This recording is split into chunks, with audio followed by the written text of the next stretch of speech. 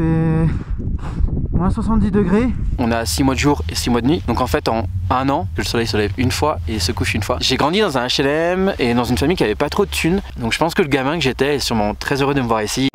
Je m'appelle Célas, j'ai 32 ans et je travaille sur la station Amundsen Scott à Pôle Sud où je suis assistant de recherche en astrophysique. En gros, mon métier en Antarctique est de détecter des toutes petites particules que l'on appelle des neutrinos qui vont nous permettre de nous renseigner sur la composition de l'univers tels que les trous noirs et les supernovas. So I was wondering, do we have a freezer here at South Pole? It's -20 outside. What would you like to a freezer? Les conditions climatiques ici, on a l'été qui est de novembre à février où là on va avoir des températures de moins 30 à moins 50 degrés Celsius et on a l'hiver qui va être de février à novembre qui va être donc de moins 50 à peu près moins 80 degrés Celsius. Travailler dehors ça veut dire se congeler un peu le visage. Il fait moins 70 degrés.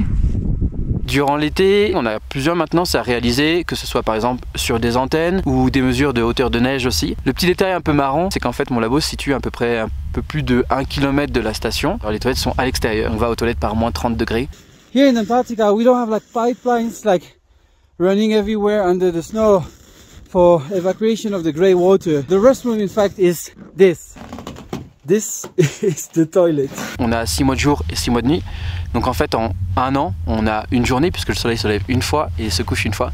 Ça c'est plutôt cool, on a des ciels magnifiques, énormément d'aurores australes, c'est vraiment une chance. Je vis ici depuis le début novembre et je resterai ici en tout pour à peu près un peu plus d'un an. Pour l'hiver, on sera donc à peu près 40. Le 16 février prochain, c'est 40 personnes qui vont hiverner avec moi. On toutes fait le choix de rester isolées ici, donc c'est-à-dire qu'en fait, pendant 9 mois, il n'y aura aucun avion qui pourra venir ici, que ce soit pour même une rescue médicale en fait. On a un médecin sur la station, on a tout ce qu'il faut, on a un hôpital.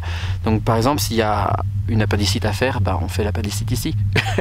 La station est plutôt bien équipée, donc on a une cafétéria ici avec une équipe qui nous prépare à manger tous les jours. Donc c'est que de la nourriture congelée, de la nourriture en conserve, on a très peu de produits frais en fait. Donc c'est la 3e station sur laquelle je vis et c'est sûrement la plus confortable.